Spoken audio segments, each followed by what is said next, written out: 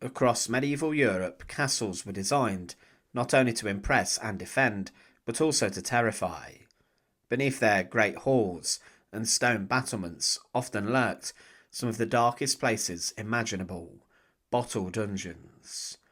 These grim claustrophobic cells were the medieval equivalent of solitary confinement, built for prisoners whom the lord of the castle wanted to make disappear, literally and figuratively. A bottle dungeon got its name from its distinctive shape. Imagine an upside-down bottle carved deep into solid rock. The neck of the bottle, its narrow opening, was the only way in or out. A prisoner would be lowered down by rope through this hole into the wider rounded chamber below. Once inside, escape was impossible. The curved tapering design prevented anyone from climbing back up, and the thick stone walls offered no weak points to exploit.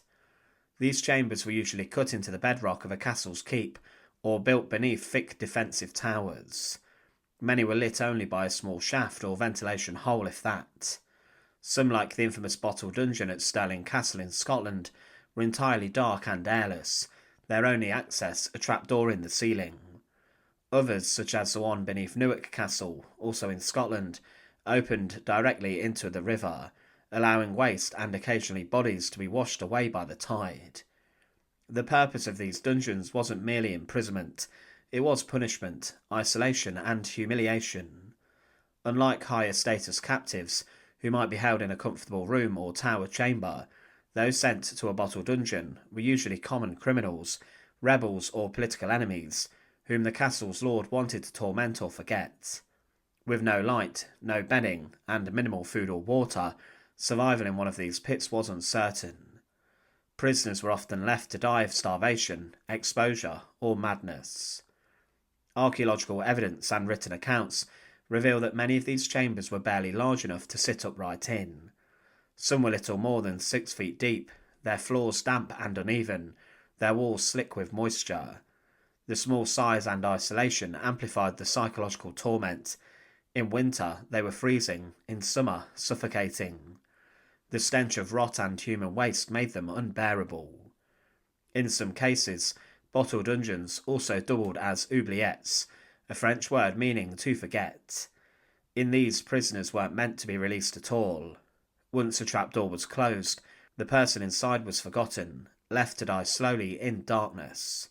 Their remains might be discovered years later, when the dungeon was cleared or when a castle changed hands. By the late medieval period, the use of bottle dungeons began to decline as castle prisons evolved and more formal justice systems developed.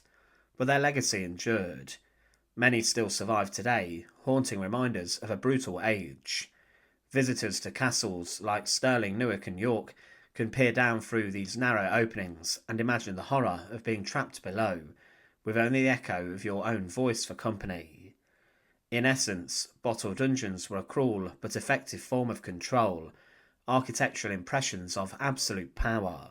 They were designed to erase people from sight and memory, sealing them in darkness beneath the very symbols of medieval authority. Few places in history so perfectly combined stone, fear, and silence. Thanks for watching. To support our channel, please make sure to subscribe, and once again, thank you so much for watching.